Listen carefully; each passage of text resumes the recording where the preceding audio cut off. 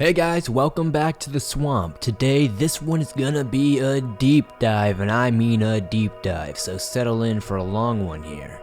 This time, we're going to be looking into what very well may be the epicenter of missing 411 cases. This single park takes up nearly a quarter of the National Park Service's search and rescue budget. This is none other than the magnificent Yosemite National Park. Records of missing people in this area go all the way back to 1909, and I can only imagine the number who disappeared before then. Of course, we may never know the true extent of the lives lost in the Yosemite National Park area, but perhaps one day we may discover just how they were taken.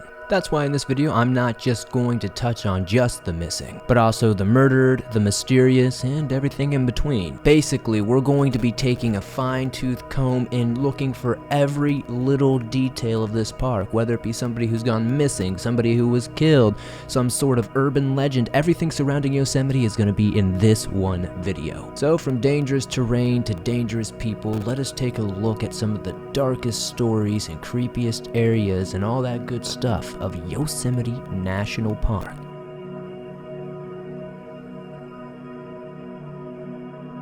Yosemite National Park, as like many other things in life, does come with a bit of a dark past. Even the park's name itself has a rather ominous meaning. The name Yosemite was given to the park by settlers who thought that was the name of the natives they were driving out of the area. It was later learned that natives actually called themselves Awanichis, and the term Yosemite actually meant they are killers. The Sierra Nevada mountain range is a chain of mountainous forest including Lake Tahoe, Mount Whitney, and the Yosemite Valley. These were home to the Awanichi people, or the Yosemite Mono Lake Paiute people. I know, that's a mouthful. For thousands of years, they lived in prosperity in this area. Prior to the deadly war resulting from the settlers invading the area, the tribe considered the area sacred, and many still do. Interestingly, though not surprisingly, the Park Service is still not entirely forthcoming about, the eviction of Yosemite's native population. Even to this day, the history and the circumstances around that are still fairly shady. It is known, though, that in the early 1900s, the National Park Service made it incredibly hard on the Awanachi people in the Yosemite National Park area. They made it notoriously hard specifically to get housing, yet Yosemite's website disregards the low population with low employment statistics. And they usually conveniently forget the park's long-standing priority of trying to remove the native peoples from the park. The army was slated to clear the entire Yosemite Valley area when the notorious 1851 California gold rush arose. Now imagine, they're going to come in, evict you from your home that you've lived for who knows how long, for some damn gold. This, of course, created great conflict. Chief Tenaya put up a fierce resistance, and the fighting progressed into what is now known as the Mariposa Wars. Eventually, the natives did relent, and they were unfortunately moved to a reservation in the Fresno, California area. With the natives successfully removed from their lands, a new era of Yosemite was set to begin, an era of settlers. Today, Yosemite seems to be a magnet for the strange, obscure, and even deadly events. But surprisingly, many of the park's legends have actually originated before it even became a national park. Before 1890, when the park was initially christened, the natives that lived on this land shared many stories, unsolved mysteries, and folklores that would terrify you to the bone. Legends like the Curse of Tenaya Canyon have been around since at least 1851 that I can find, and the story of the evil spirit of Panoho existed even before that. From the ghost that roamed the Awanachi Hotel to the ghost of Grouse Lake, this park is apparently home to no shortage of ghost stories, and paranormal events. So, is it all legend and myth, or is there some sort of truth in all of this? Well, I would like to say that the short and long answer of all this is yes. While there are plenty of unknowns and many questions with plenty of cases, there are in fact some confirmed truths. Venturing into the past is a must when it comes to looking into the story of Yosemite, starting with the alleged curse of the Tenaya Canyon, one of the most dangerous and unofficial hiking areas not in just Yosemite, but the entire Sierra Nevada mountain range.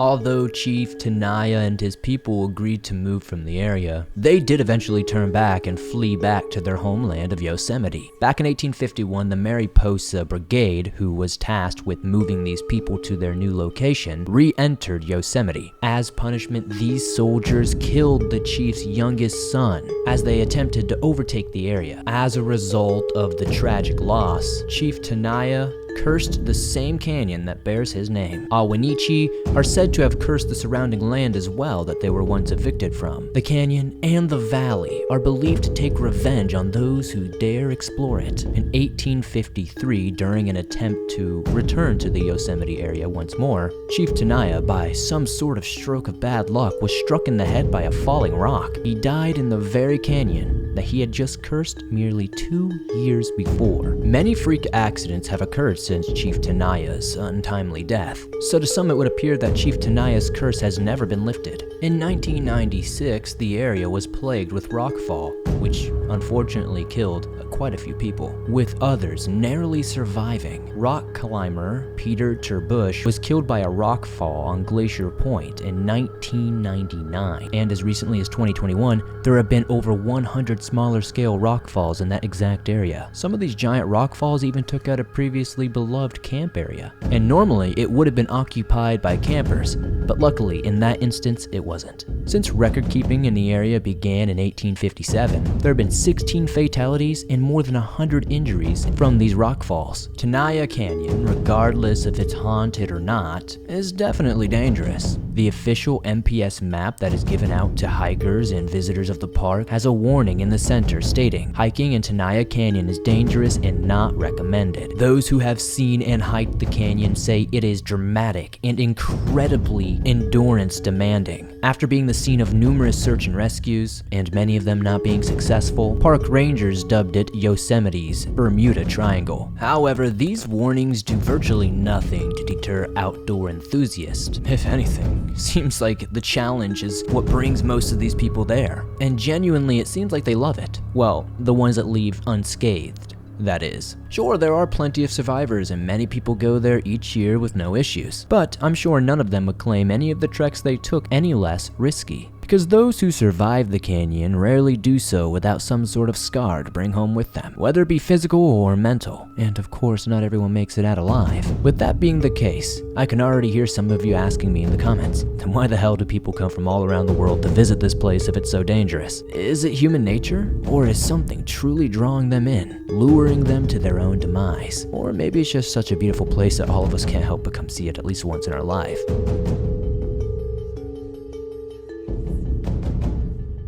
It was summer of 1995 when Kelly Gleason, a nurse at Yosemite Medical Clinic, died from severe injuries sustained from a fall. While returning from a day hike in Hidden Falls, a small cascade on Tenaya Creek, Gleason slipped on angled, wet granite and fell 50 feet. She was unconscious when her hiking companions reached her, and unfortunately, she was pronounced dead on the scene. In 1996, 2 mysterious deaths occurred in Tenaya Canyon. The first was 23-year-old Alejandro Hernandez, who at the time had been backpacking with his older brother. It was reported by park rangers that the two had started at the Tenaya Lake trailhead, eventually hiking off the trail into Tenaya Canyon, where Alejandro fell 130 feet and unfortunately died instantly. The other victim was 24-year-old Sam Meyer. He was actually a park employee himself from Buffalo, Wyoming. He was living in Yosemite at the time when he died at the base of Hidden Falls, aka Tenaya Creek Falls. Sam was rappelling near the waterfall itself, rappelling only just 125 feet before becoming stuck. Apparently, he had become stuck in a hole created by the surrounding boulders.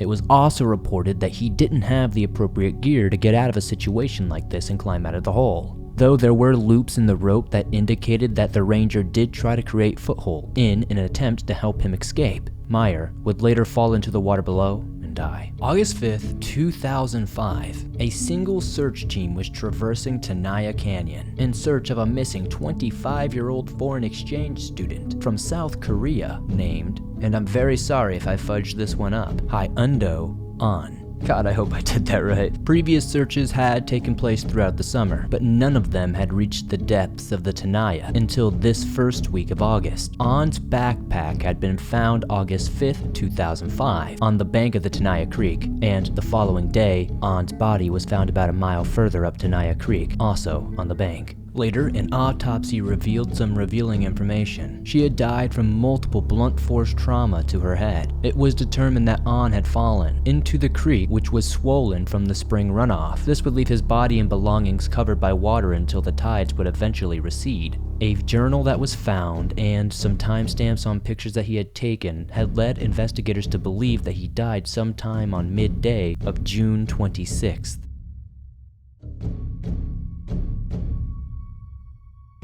Before stepping away from the Tenaya Canyon area, there are some other interesting yet disturbing facts about the area that I should probably let you know about. Aside from experiencing more rockfall than any other part of the park, and being the most popular area for search and rescue operations, it has been home to some pretty rare and deadly things. In September of 2021, there was testing done on Tenaya Lake's water, and what it revealed was toxic algae blooms. Now, of course, visitors were warned not to enter or drink from Tenaya Lake, and to report any large blooms of algae that they may see. Now, they're particularly large, bright, and bubbly. They're strange looking, almost alien, and very colorful. They almost appear like a haze on the water surface. August of 2021, a month prior to the discovery of the toxic algae blooms, authorities had made a separate but just as tragic discovery in the park. They had found the bodies of Jonathan, Garish, Ellen Chung, and their 1-year-old daughter, Miju. It was not immediately obvious how they had come to find their end. Apparently, the family weren't the only ones who died, the dog had also died alongside them. Now, there were no signs of foul play. The couple was dressed for the elements and they were found a relatively short distance away from the trail. For several months, the toxic blooms in Tenaya Creek were thought to potentially be the cause of this family's death. However, in February of 2022, the FBI and the Mariposa County Sheriff's Office pulled data from the husband's cell phone. This allowed them to retrace the family's last known steps. They discovered several attempted phone calls, and it seemed very desperate that never went through. There was also an unsent text message that was revealed. These texts said, "Can you help us?" and "On Savage Lundy Trail, back to Heights Cove Trail. We have no water and no heating. We are with the baby." Savage Lundy Trail is a 2.8 mile long trail near the South Fork of the Merced River and Devil's Gulch, which has been known to be one of the most difficult trails in the area. The cell phone records and the discovery of the family's empty camelback, combined with the autopsy and toxicology reports, led the Mariposa County Police to think the family died of hypothermia and probable dehydration, while their 8-year-old dog Oski probably died of a heat-related issue. The sheriff's office said it's extremely rare for this to happen within the park and even in the Mariposa County area. It was the first confirmed death of hypothermia the area has had in well over 20 years. A lot of other things have happened in Mariposa County though. That's definitely true. But we will have to move on if we want to cover even a fraction of what Yosemite has to offer.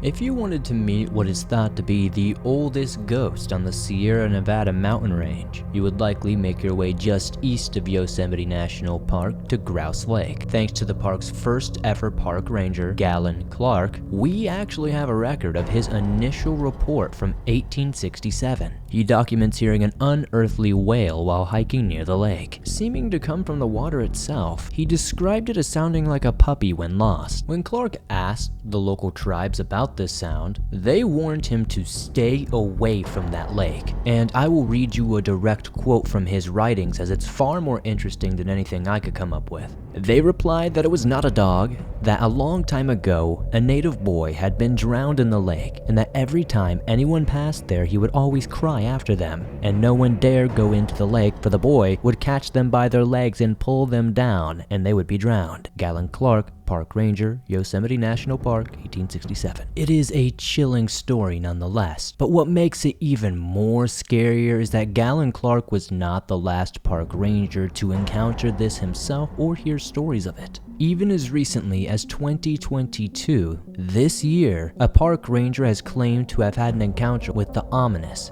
Grouse Lake ghost. They would rather remain anonymous, but this is their story. The park ranger was tasked with removing invasive plant species that were overtaking the local foliage. While deep in the woods, he was digging up the roots when he suddenly heard something strange. It was a loud cry deep in the woods in the distance.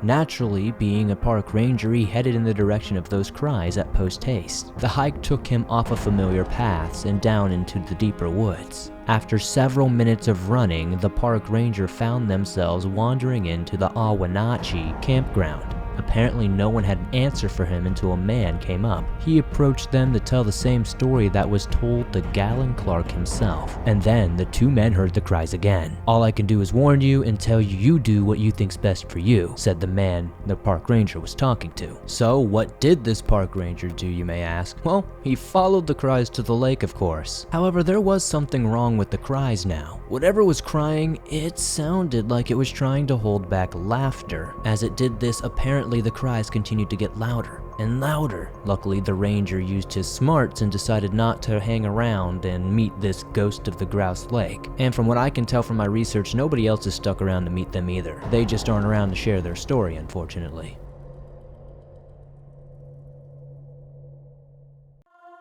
The Ahwahnee Hotel in Yosemite is one of the longest standing in the area. Opening its doors officially in 1927, it sits just a short distance away from Half Dome. This is one of Yosemite's deadlier hiking areas. There are two spirits that are said to occupy this hotel's hallways. In this first case, we have Mary Curry Tresidder, who once operated this hotel. She lived on the 6th floor, which is now home to several guest rooms, including the Queen Suite, and has been seen frequently checking up on her guest on the 6th floor. The hotel has been historically known to host some of the world's most influential people, which brings us to our second legend surrounding the Ahwahnee, the parlor of the 4th floor suite, where John F. Kennedy once stayed. It's said that a rocking chair was provided for his comfort, and since his death, maids have witnessed this rocking chair moving all by itself. Even though now they have since removed this rocking chair, not very sure why, but maybe for museum purposes or something. Though we could wish all spirits were as friendly as the ones in the Ahwahnee Hotel. Unfortunately though, our next spirit is believed to be evil, and is likely to be one of the park's oldest legends, the legend of Pohono, the evil spirit of Yosemite Falls.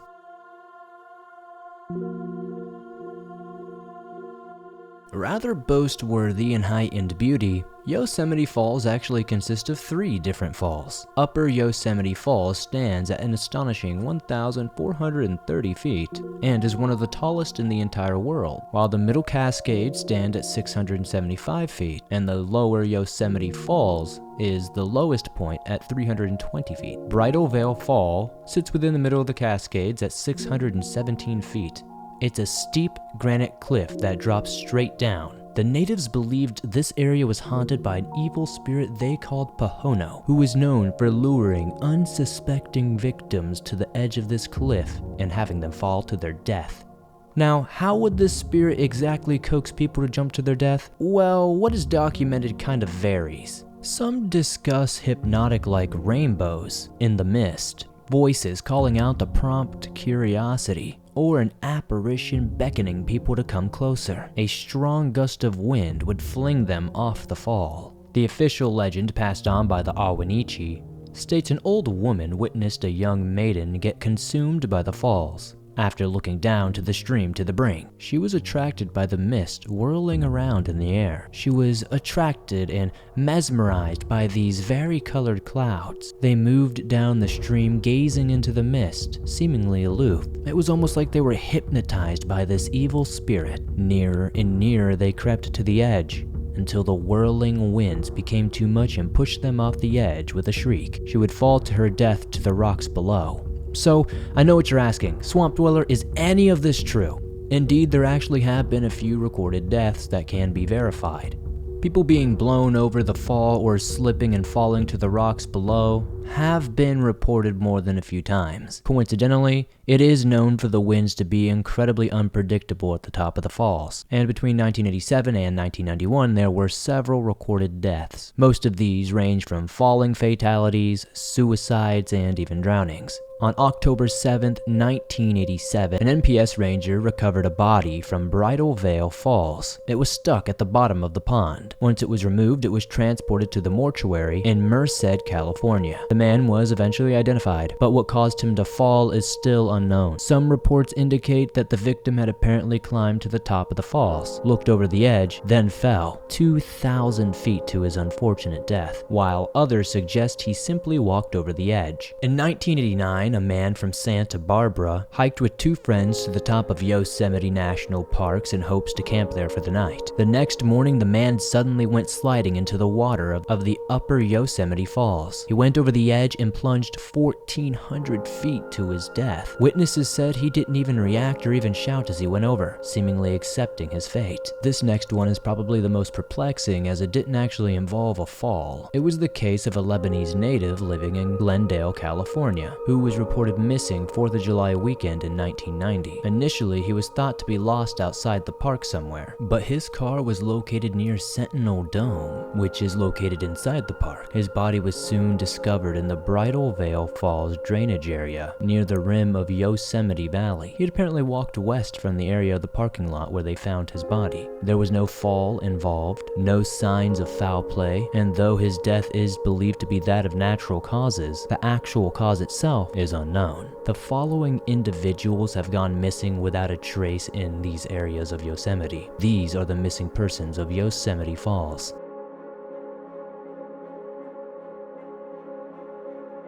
George Panka, a 30-year-old man from Hawthorne, California, disappeared on Friday, June 17, 2011, while hiking at Upper Yosemite Falls. He was visiting the park with others from his church. There were 80 people in his group in total, but apparently only about 20 of them went hiking in the upper falls. Once at the top, the smaller group of hikers split into even smaller groups and made their way down at their own pace. It's speculated that George may have been left behind around this time, but his friends assumed he had made it back down to the Yosemite Valley floor, and they didn't report him missing until 9 p.m. that night. George was 5'10" and weighed about 240 pounds, and was last seen wearing sweatpants and a black t-shirt. He also had a blue cloth bag with him that had a limited supply of food and water. While the trail itself is maintained very well, there are steep drop-offs that people could fall off if they're a little too careless. A full-scale search and rescue operation began Saturday,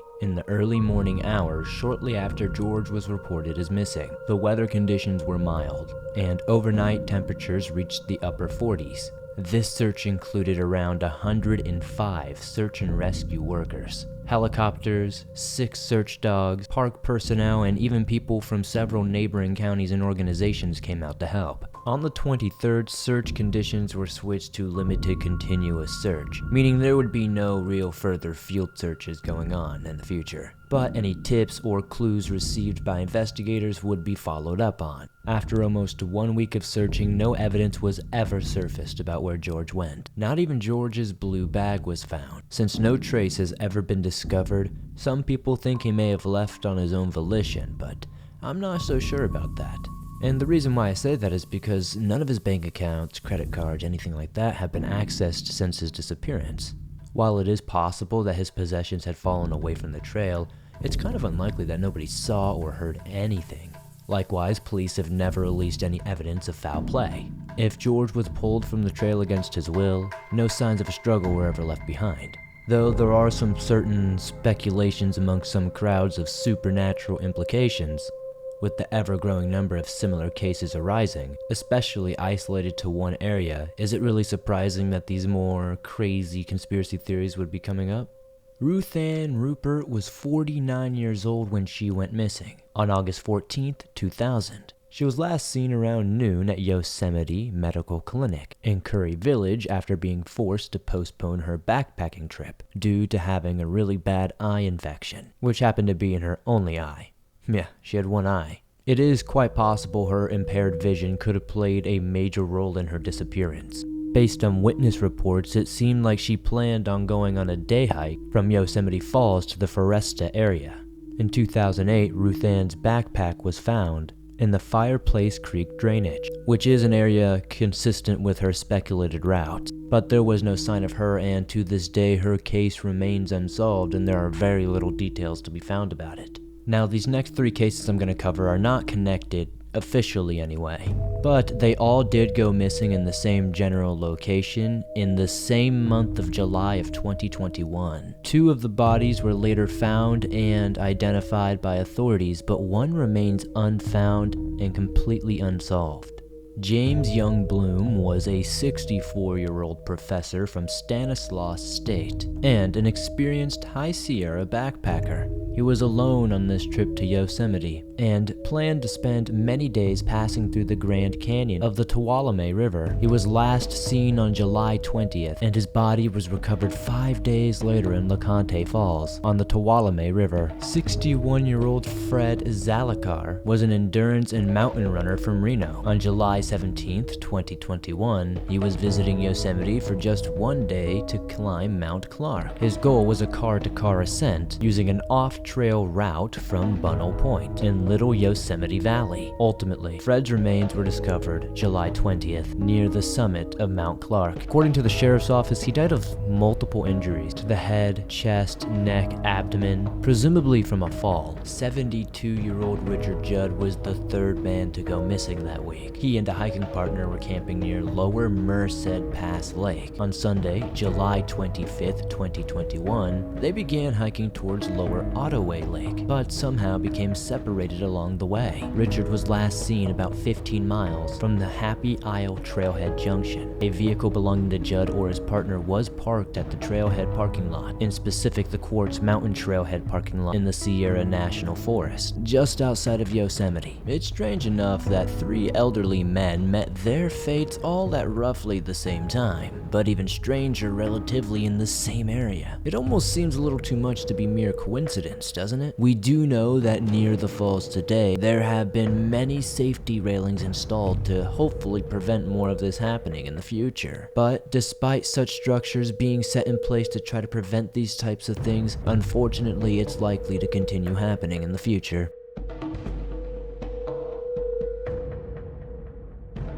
Interestingly enough, campers in the surrounding areas have reported hearing strange sounds and seeing strange lights and all kinds of strange things coming from all directions around the falls at night. Whether those voices and noises belong to some sort of evil spirit or not is anyone's guess. It's definitely not the only place in Yosemite to be experiencing such weird reports. Yosemite has seen its fair share of bizarre civilian reports, including everything from encounters with cults, ghosts, Bigfoots, UFOs, and everything else under the sun, some of which multiple people claim to have seen at the same time, with no relation to each other. To most park officials, disappearances are considered to be people who are dead after a certain amount of time. It's simply thought they made a wrong move, got caught in bad weather, etc. Possibly, these cases could be attributed to animal attacks. After all, Yosemite does have a very healthy bear population, but can a bear somehow sever a deer's head so cleanly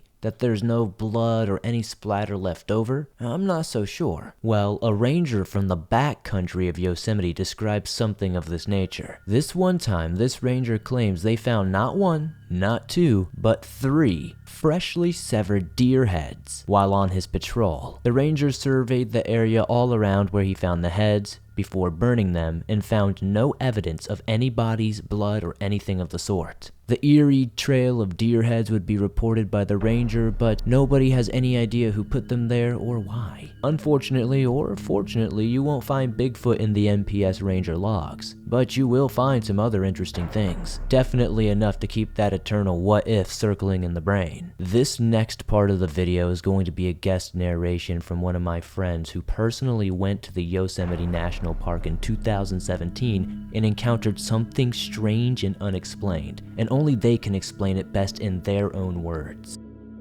My husband and I play music together, and in August 2017, we were on tour through Nevada and California. We decided after Reno that we'd drive through Yosemite to our next show in Fresno. We opted to take the arguably less scenic route, traveling down the California-Nevada border. By the time we made it to the 120 for Yosemite, it was dark. But since our van was our home and we didn't have to mess with the tent, we weren't that concerned. We figured we would just stop at the first campsite we saw along the route, park the van, and explore the next day. The further we go, the darker it seems to get. And for being one of the most populated national parks, it seems very dead. It's a little after 1 a.m., and while my husband continues to look for any sign of anything, I lean back and I start to doze off. While we slowly drive through these windy 2-lane forest roads, I feel the car slow to a stop, and the low music that we're listening to gets cut.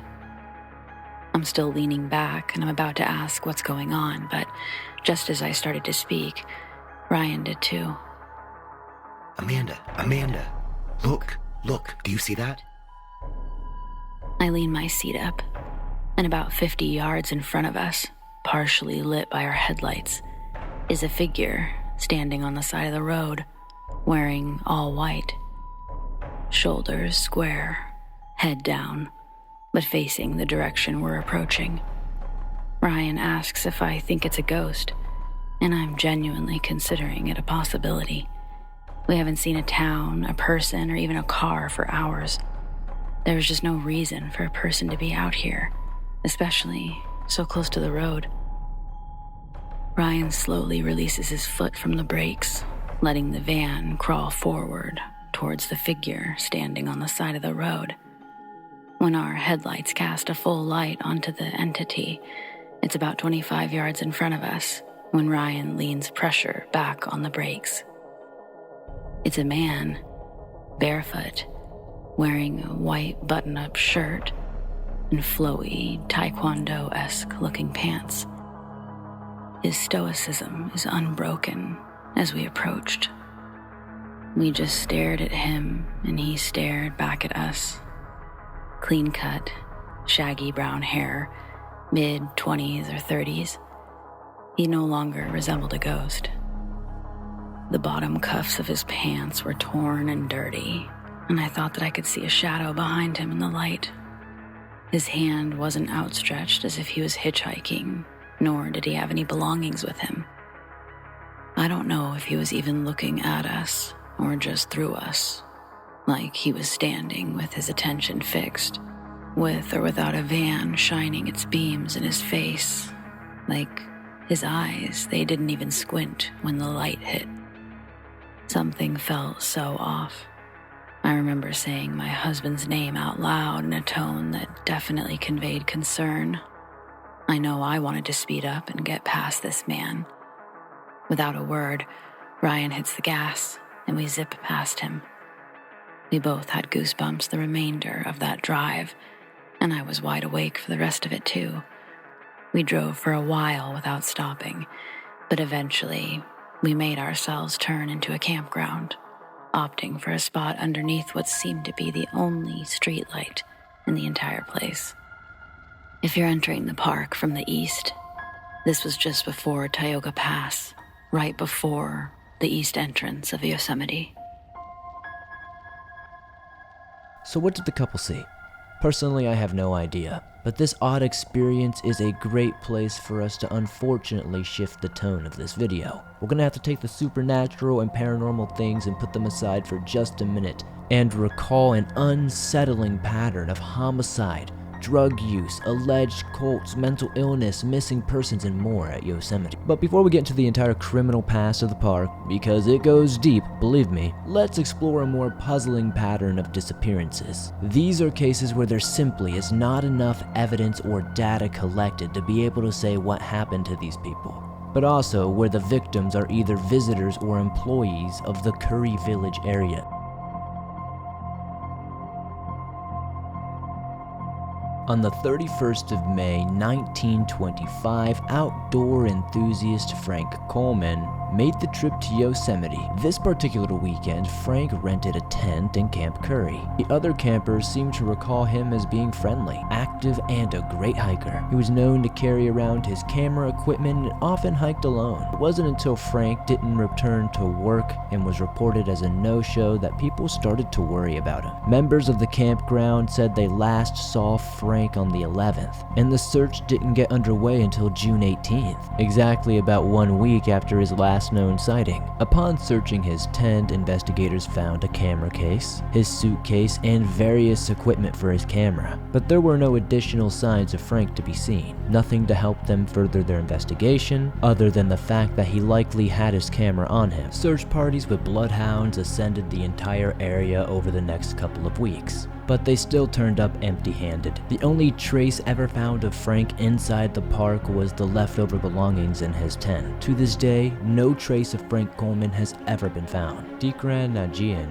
was 20 years old when he checked into Camp Curry on July 24th of 1972. He's an American but spoke with a strong British accent. At the time, he was a medical student on vacation from Cambridge University and was planning on visiting Florida after Yosemite. He was last seen at the hotel registration desk when he asked for directions to Half Dome, a granite dome at the eastern end of Yosemite Valley. It is presumed he became lost or injured somewhere in the wilderness, but his case remains unsolved and there are no known clues as to what may have happened to him. David Morrison was just 28 years old when he vanished from Yosemite National Park on the morning of May 25, 1998. Witnesses last report seeing him near Little Yosemite Valley, heading toward the Half Dome. They also noted he seemed to only be carrying a day pack and didn't seem to be equipped for overnight camping at all. That night, snow fell in Little Yosemite and Half Dome. 75 searches, 5 dog teams, and a helicopter scoured that entire area up and down. There was just no trace of David anywhere. The following day, the search would be delayed because of bad weather and 2 of the climbers becoming stuck near the top of El Capitan. David's identity was later confirmed with the items he left behind in Curry Village. Kieran Burke was on a 2-week holiday away from Dublin when he vanished from Yosemite National Park in the year 2000. His hotel was booked from the 4th through the 6th, but he was last seen in Curry Village on the 5th. He was wearing a leather jacket, which some have taken to mean he wasn't planning on going for a hike, or at least not a very long one. And his rental vehicle was left in the Curry Village parking lot for several days before it was recovered. And after that, no further leads have ever been discovered.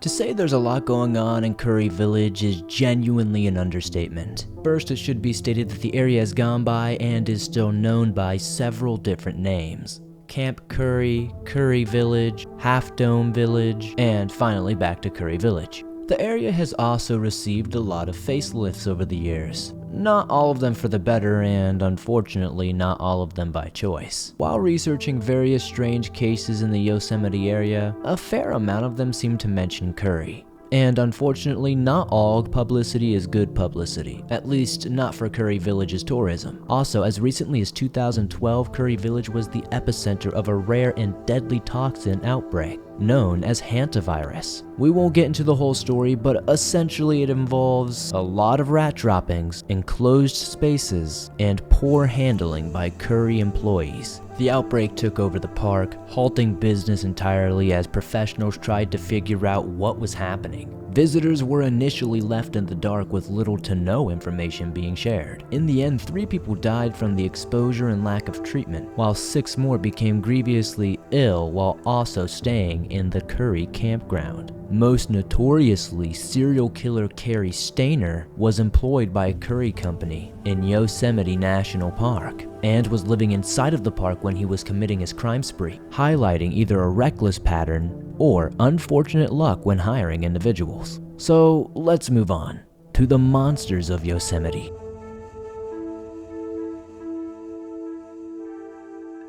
Now, we're going to move into cases covering the campgrounds of Yosemite, where the park's real monsters seem to rear their ugly heads. Think less mysterious and straight up wrong. The NPS logs paint a troubling picture. Patterns of sexual assault, drug abuse, drug dealing, and plenty of cases where employees and campers have overdosed on drugs themselves. Most of the time, these drugs are purchased within the park. It's impossible not to recognize these patterns, especially throughout the 80s and 90s. This park is home to some of America's most famous campgrounds, not just among tourists, but criminals as well. It is here the Yosemite National Park killer called his hunting ground. This is where he worked, lived, and committed his crimes, hence the name. It's been occupied by sadistic cult leader Donald Gibson and his followers. And there are even reports of serial killers like Henry Lee Lucas, a man who claims to have taken over 3,000 lives, and Joseph D'Angelo, aka the Golden State Killer, were also frequent visitors of Yosemite. Of course, these are just the ones we know about. And as you'll soon find out, several men went on killing for years in the area without ever being caught.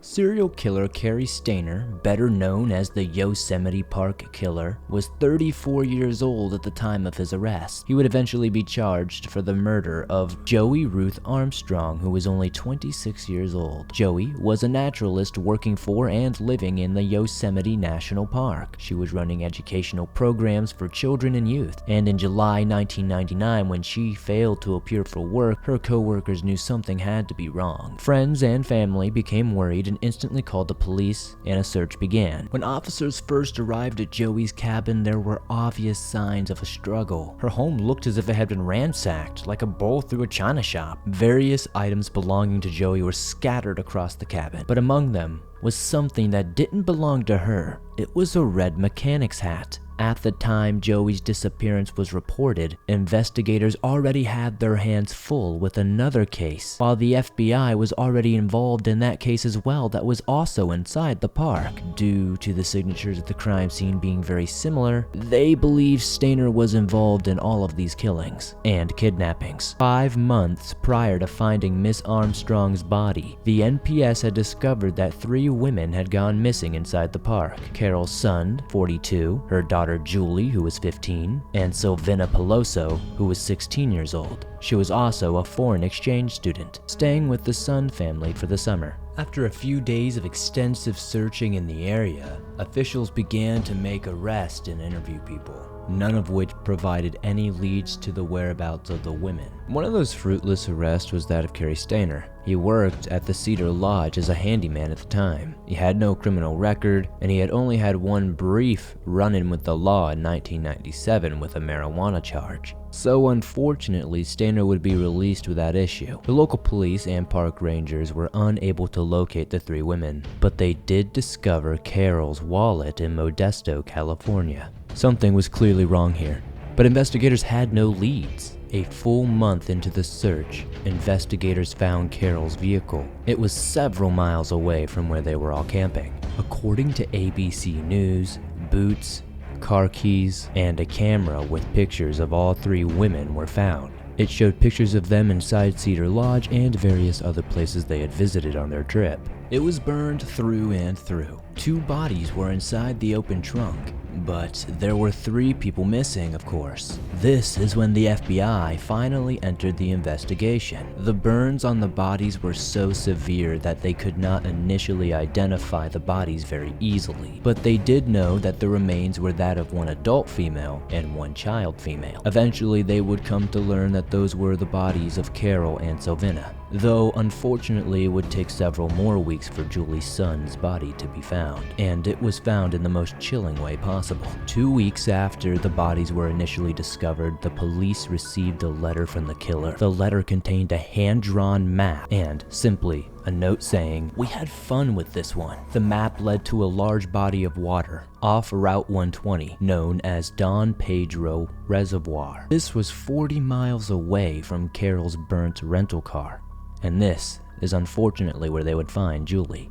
Her body was recovered from an embankment, and her throat was slit with such force that she was nearly decapitated. decapitated. Fast forward 5 months to the case of Joey Armstrong. Her car was packed for a trip, and clear spin-out marks were left behind, showing where a different vehicle had turned around. Her body was found nearby the cabins, and medical examiners determined that she likely died the day before. One of the most disturbing facts about Joey Armstrong's murder, though, is the fact that she was decapitated.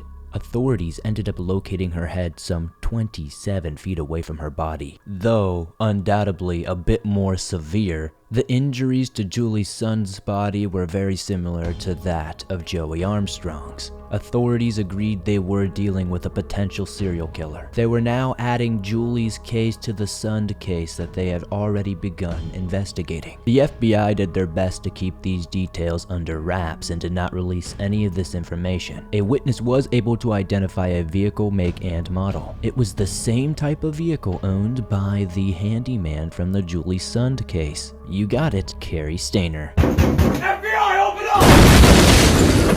Initially, his interview didn't wave any red flags to authorities, since he had no criminal record, but with this new lead, they re-interviewed him and checked his vehicle. Though no evidence was actually found, he did fit the profile to a T. He was a loner who flew under the radar, had access to the site, and possessed extensive knowledge of the area. Authorities acted quickly, arresting Cary Stayner for a second time. They learned that Cary would stalk these women and then violently kill them after assaulting them for who knows how long. With Joey, he watched her while she loaded up her vehicle, back and forth from the cabin to the car, just long enough to know that she was indeed alone. Then, he forcibly removed her from the situation. After being immobilized with duct tape and thrown into his truck, she tried to jump out, head first, but unfortunately, she didn't get very far. On December 12, 2002, despite pleading not guilty by reason of insanity, Cary Stayner was sentenced to death for the 4 murders and has been living the last 20 years on death row in San Quentin Correctional Institution.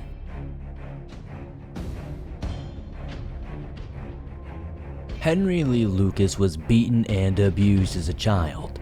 His mother was a prostitute, and his father was a bitter alcoholic. In 1960, Henry claimed to have killed his very own mother with the same instrument she used to abuse him, a broom. He did serve time in prison for this, but apparently was released due to overcrowding. Henry told prison staff and authorities alike that he's not ready to be let out into the real world. He will probably kill again. He even foreshadowed that they would be sorry if they let him out. Obviously, though, this didn't change the overcrowding situation, and he was eventually released by 1970. Then, only a year later in 1971, Henry tried to kidnap 3 schoolgirls and was subsequently sentenced another 5 years in prison. During this time, he established a relationship with a family friend who began to write him while he was in prison. She was a single mother, and they married upon his release in 1975. But Henry left only 2 years later after his stepdaughter accused him of sexual abuse. Lucas began moving between relatives' homes, and one was eventually able to find him a fairly stable job in West Virginia, where he would establish another relationship that would once again end in abuse allegations. This is when Henry moved to Jacksonville, Florida, where he befriended a man by the name of Otis Tooley. Henry would go on to kill his common-law wife. She was only 15 years old at the time. He stabbed her in the chest before dismembering her body into what he claims tiny little pieces. And this was just the beginning of Henry's killing campaign. Lucas was originally convicted of 11 murders and was given the death penalty, but his sentence was commuted to life in prison in 1998, and he died of congestive heart failure in 2001. I hear you, Swamp Dweller, what does Henry Lucas have to do with Yosemite? Actually, quite a bit. In 1988, Henry was already serving a life sentence for his crimes that he committed in Texas. While incarcerated, Henry was actually a suspect in over 177 different cases. 2 of these cases were actually very high-profile cases in the Mariposa County area, more specifically, Yosemite National Park.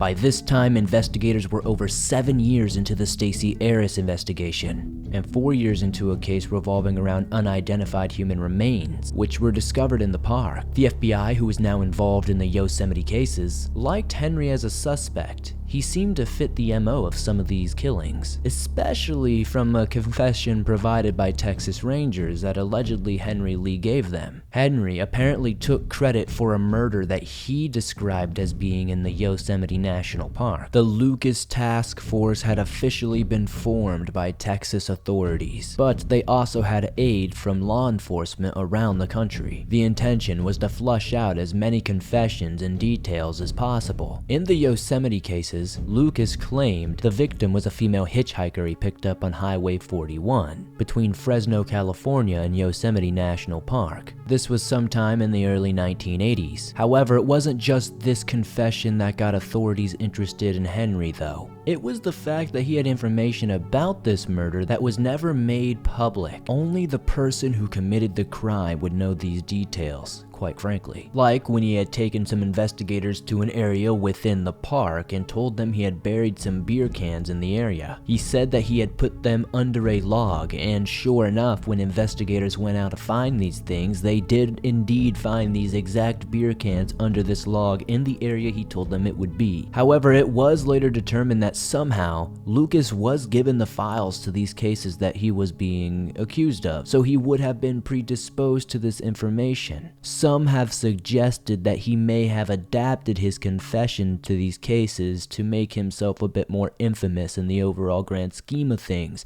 I mean, he was gonna die in prison regardless, so might as well take credit for more murders, right? I mean, make yourself more prolific, more famous in a way. A serious allegation against the Lucas Task Force is that they actually allowed him to read these files and brush up on the information surrounding them, which resulted in convincingly detailed confessions to most of these crimes, some of them that don't even make sense that he would be a part of. So this makes it very hard in determining what is actually fact and what is actually fiction when it comes to how much Henry Lee Lucas actually did in Yosemite National Park.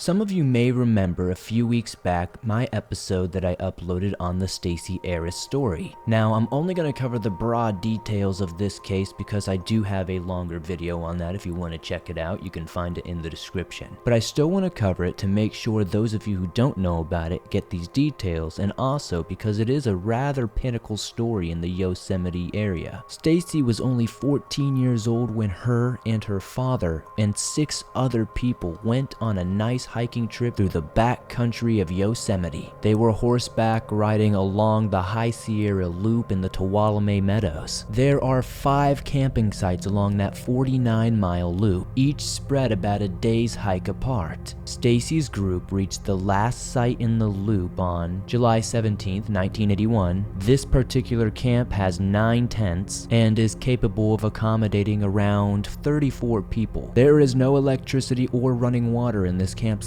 After arriving at the camp, Stacey changed into her flip-flops and left the cabin with her small camera. She was just intending to explore the area and snap a few quick pics. She did ask her father to accompany her to a short hike to a lake that was about a mile away, but unfortunately he declined, which would be a decision I'm sure he would regret for the rest of his life. On her hike, Stacey ran into 77-year-old Gerald Stewart, who accompanied her for about 20 to 30 minutes of her hike, before he decided to take a break and then return alone. Other witnesses had not really observed them walking together, but some did say they saw Gerald resting on a boulder while Stacey continued on ahead. When she failed to return to the camp, a 12-day search ensued. But nothing was ever found, unless you look at some other speculative sources that claim a camera lens was found, but I cannot find any official documentation that states that, to be clear. There was no blood, there was no clothing, no shoes, nothing at all was left behind of Stacey Harris. Not even her cigarettes.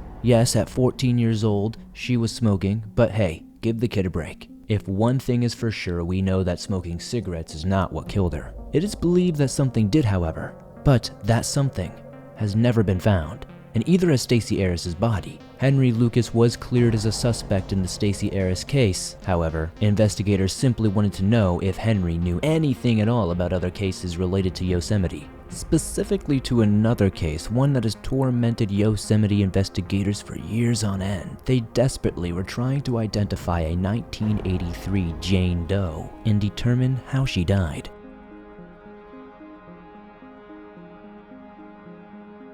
Henry Lee Lucas died before he could be convicted of several crimes that he was thought to be a part of. Over the years of his incarceration, he alleged to be a part of 3,000 murders, even going as far as providing details to specific crimes and the locations. The FBI and Yosemite officials were considering Henry for a lot of cases within the park, but most importantly, they were trying to link him to the death of Patricia Patty Hicks Dahlstrom, a woman who went missing in the early 1980s. And for several decades, it wasn't just Patty's case that remained a mystery, but her identity too.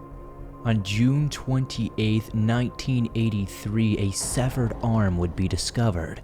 It was extremely decomposed. Estimations dated the death to be at least in 1982 sometime, but no clear identification could be made. At best, it was possible that these body parts belonged to a petite woman. There was just no way to be sure. Then in 1988, near this same location, a skull was found. This also belonged to an adult female, and likely belonged to somebody who was in their late teens or early 20s. But DNA wouldn't be able to confirm this theory until 2009. Finally, in April of 2021, she was finally identified with the assistance of Parabon Nanolabs, but her family requested the information not be released publicly. This information would not be publicly revealed until it was featured on a Hulu series, Wild Crime, in October. Patty's family declined to show up on the show and give any interviews, which is understandable. Henry Lee Lucas was never convicted of the crime, even though he did confess to being the perpetrator. However, many believed that Patty was actually murdered by someone named Donald Gibson, a cult leader and dangerous predator known to stalk Yosemite in the Merced area.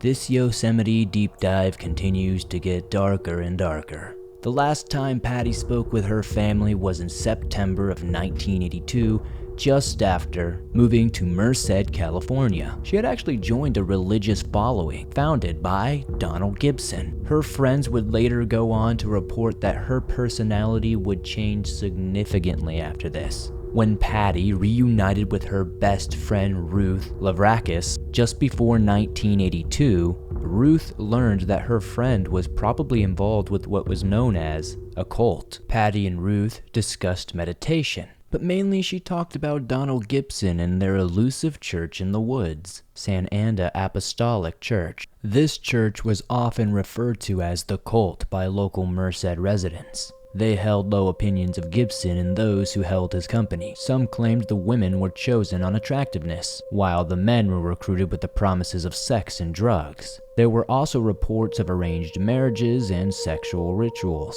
You know, all the fun culty stuff you see on Netflix. When Patty had finally met Donald, he had been living in and around Yosemite for damn near a decade at that point. Shortly before she went missing, he was convicted of 4 different accounts of assaulting minors sexually. But don't you dare go anywhere, because his crimes actually get much worse than that. Not only was he abusing minors, he was drugging his victims with LSD and all kinds of other stuff before assault, saying things like they would become a part of the deity, and by doing so they would relive all of their sins. Though found guilty and set for incarceration, it is believed that many of his followers remained loyal to him, probably out of a sense of fear and manipulation. Considering he jumped bail to avoid sentencing, they were well justified for their paranoia. This guy was known to kill, and he would likely do it again. Patty decided to leave the area upon finding out that he was set free, and her roommate believed she planned to take public transportation to the very park she was found in. Many have speculate and fear that he may still occupy that same area, continuing to prey on younger people in secrecy. As it stands currently, no one knows where Donald went and nobody has ever seen him again. Is it likely he probably killed this person over Henry Lee Lucas? I believe so entirely, but I guess we'll never truly know unless he's caught. Donald Gibson remains a fugitive at large, and his whereabouts are probably as good a guess as anyone's. He definitely does not deserve the freedom he's gotten. Alive or dead, he didn't deserve any free time after what was discovered. Even more unsettling, unlike Henry Lee Lucas, Stacey Harris and Donald Gibson would have been in the park at the exact same time. Her case actually took place at the peak of Donald Gibson's involvement with Yosemite National Park. Gibson was never thoroughly investigated as a suspect for Stacey Harris's disappearance before he went on the run either. So there is a good chance that he could be a match, who knows? Again, that's just speculation though. In the instance of Patty and many others, it's unknown exactly what happened to her or why, but her case highlights a few things. Yosemite is full of predators, whether it be people, animals, or something else. There is always something that is there lurking to prey on the weak and the vulnerable, all in some of the most beautiful, unsuspecting places.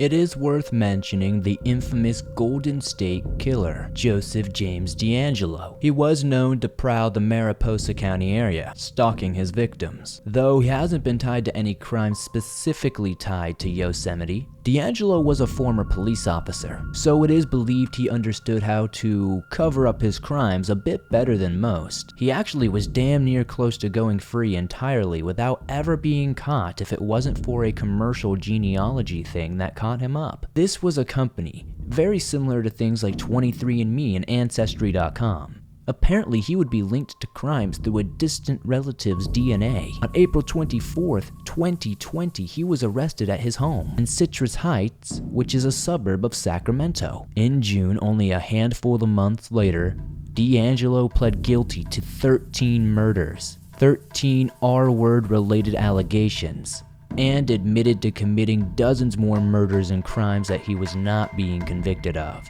All in a time span between 1976 and 1986.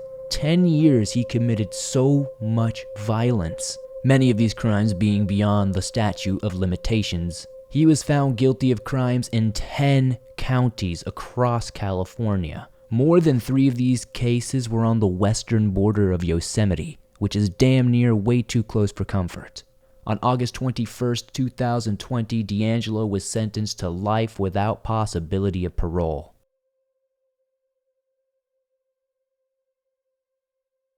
It's predators like these, the Henry Lee Lucases and Cary Stainers of the world, that not only make your skin crawl and give you goosebumps, but force you to wonder, is it possible that some of these cases are related to unsolved murders? Could it be that not all serial killers in this area have been apprehended? Like the Golden State Killer, who lived a long, free life after going on a murder spree for over a decade. He's an example of the fact that some killers just don't get caught, and some of them go free for the rest of their days. So it's entirely possible that many monsters like this exist, and I would go out on a limb and put a lot of money down on a bet to say that there are still several people doing this today.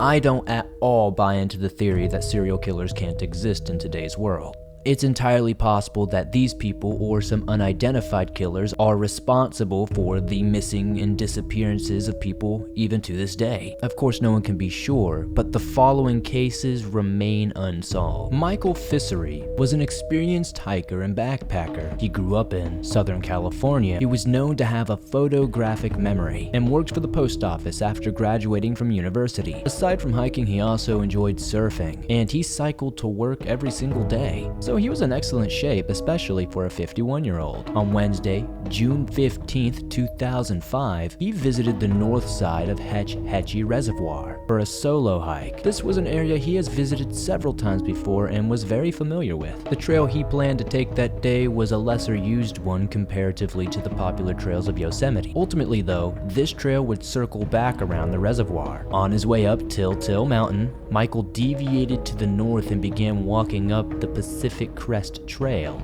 Unfortunately, this would be the last time anybody would ever see or hear from him. The only known medical condition Michael had was a condition that made swallowing his food slightly more difficult. He had to chew for an extra amount of time to make sure he didn't choke. His family did not report him as missing until sometime around 4 days after he had gone missing. On the 21st, Michael's car was located in the parking lot of the hiking area, and this is where the official search began. Michael was a tough guy. On a previous trip to Yellowstone, he had actually broken his ankle and crawled all the way back to civilization. He was a badass to say the least. His family, understandably, considered that this may be what was happening now in Yosemite. But when his backpack was the only items of his to be discovered, they began to get worried and fear something much worse may have gone down. The backpack was found pretty quickly after the search began, just off the trail near Till Mountain. Knowing that he would never leave something so important behind, his family and friends began to get incredibly worried that the situation is much more dire than initially thought. Michael was known to use an empty milk jug to collect water,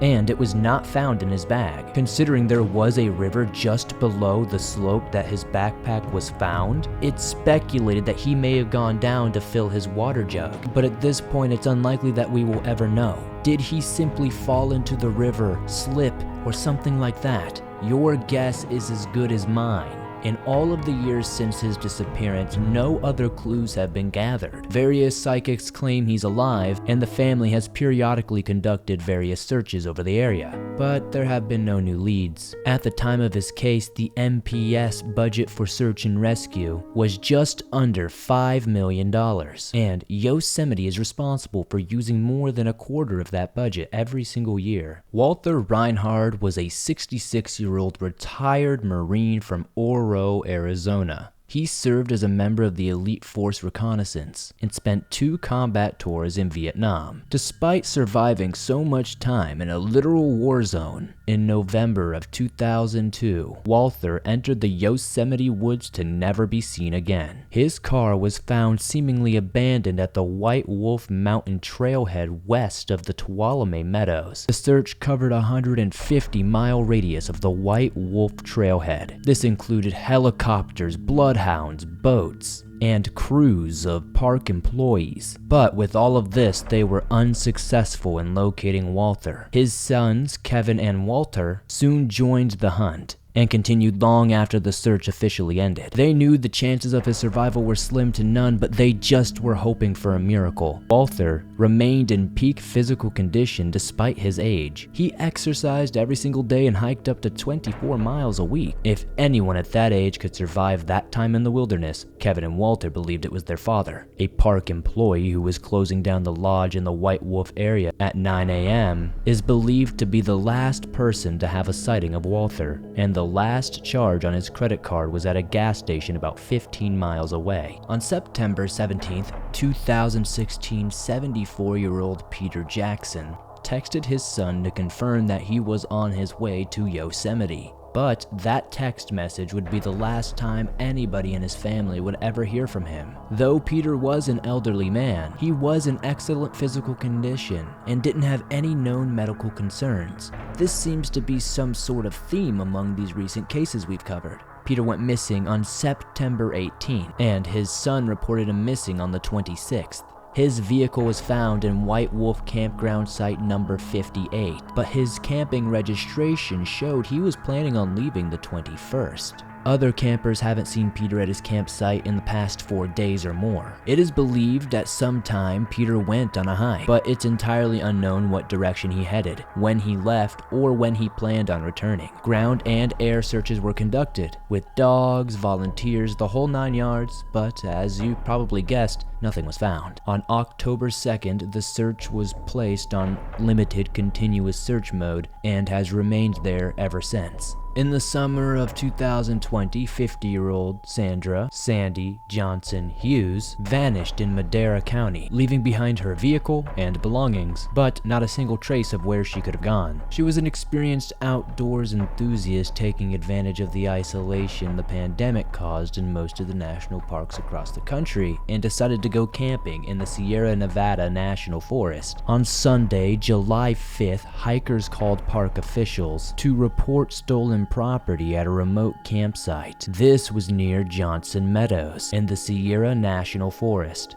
which is just outside Yosemite if you're not aware. Park officials were then led to an abandoned campsite, where authorities noted the entire clearing looked to be in disarray. Someone's belongings had been strewn about, including the tent. All their bags were emptied out onto the ground. It was a total and utter mess. It looked like a tornado ripped through the scene. They found enough personal belongings to identify the site as belonging to Sandra Johnson Hughes. But even after an extensive search of the area, there was not a single sign of Sandra anywhere. Upon contacting her family, they were immediately concerned about her well-being, stating that Sandra always kept her area and equipment nice and tidy. Plus, she would never abandon her things, just like most others wouldn't. It was all completely out of character for Sandra. Investigators also found a crashed car and discarded things like sleeping bags just north of Yosemite. Though there are no roads that connect Chiquito Creek to Johnson Meadows, where the camp was found, there are actually plenty of hiking trails that do indeed connect these two areas, putting these two areas really close and incredibly accessible to each other. Sandra's family put up flyers in nearby towns and businesses of that region.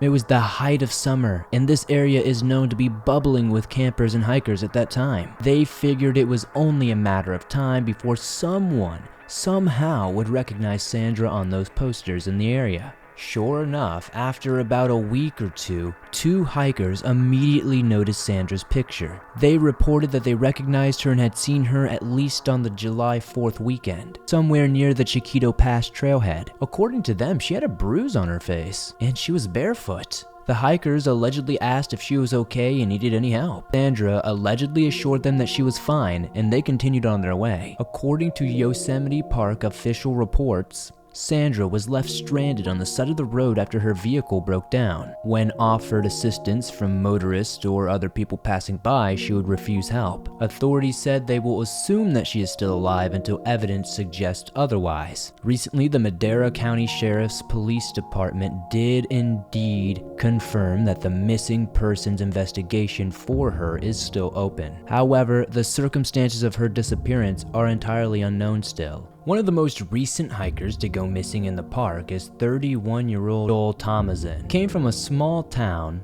inside the San Joaquin Valley in Stanislaus County, just a mere 2-hour ride away from Yosemite. Joel was an experienced backpacker and hiker. He was also an experienced angler with much experience in the Hetch Hetchy area. That's exactly where he was planning on hiking this time. He wanted to go to the northwestern part of the park. He wanted to hike to Lake Eleanor and back. The lake is a reservoir located in the northwestern region, but it's in a more backcountry area of Yosemite itself. Joel began his hike on Monday, September 6th, and he was due back from Hetch Hetchy on September 9th. The last time anybody had seen Joel was the first day he set out on his hike. Apparently, he was sighted by a park ranger by a rather steep area of the O'Shaughnessy Dam, but wasn't reported missing until September 11th, 2021, about 2 days after his intended return. For several months, investigators would search along with his family and friends. The park was searched high and low for any sign of Joel, but as you guessed, there was no sign of him within the park. What's actually pretty interesting is how much stuff Joel actually had on him. Things that search parties and investigators never ended up recovering. He had a yellow and gray backpack, a green sleeping bag, a blue-gray hammock, tan zip-off pants, and a bright red inflatable kayak.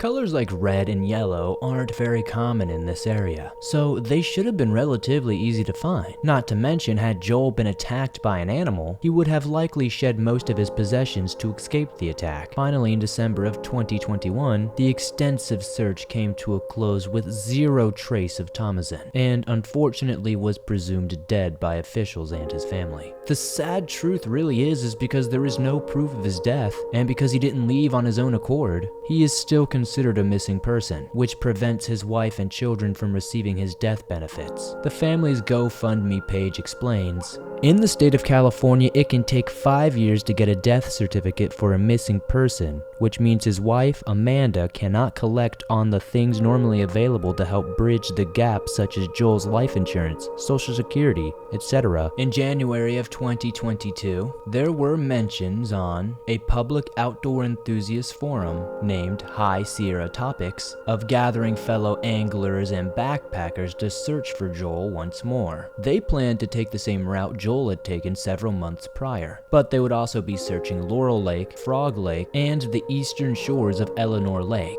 It's unclear if this search ever actually took place though. Even if it did, it's unlikely that they had furnished any real results since I haven't seen anything posted about it. But that doesn't mean nothing was found, I guess. To this day, Joel remains one of the many missing from Yosemite National Park.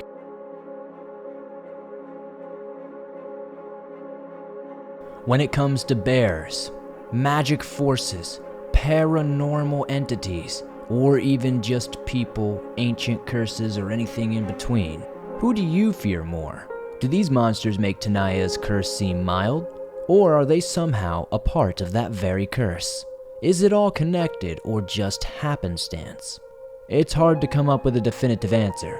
Even after weeks of putting together this video, researching, writing, I still have no idea. Because when it comes to the legends, the theories if you will, and even the many realities of Yosemite, they're as vast and ever winding as the forest itself. If nothing else, we can count Yosemite as one of the most populated, mysterious, and downright deadly parks on the planet. That's not exactly the badge we're looking for, I guess. But hey, we'll take it. With the exception of Tenaya Canyon, as it seems Chief Tenaya may argue its reputation, it is fitting that the curse is indeed doing its job as intended. Well guys, that's the last one for this deep dive. It's nearly an hour and 20 minutes already, and I don't want to drag you guys along any deeper into the many, many mysteries and twisting tales of the Yosemite National Park. So what do you guys think? Is there a connection between any of these cases? Is there more than one explanation behind all of these strange disappearances and murders? I definitely want to hear what you think in the comments down below. Be sure to comment and let me know your thoughts about what the heck is going on in Yosemite. Whether you think it's Bigfoot, aliens, a drug cartel, a team of serial killers, I'd love to know. Anyways, thank you so much for supporting the swamp the way you do and sticking with me to the end of this long deep dive. If you enjoyed this video, be sure to like, it helps get pushed in the algorithm by YouTube. Be sure to share this with some friends and subscribe if you're new as it helps me grow. And I'll see you all soon with another creepy episode. Oh yeah, I just recently started a Patreon. If you want ad-free versions and early access to these videos, you can now find a link in the description to get access to those.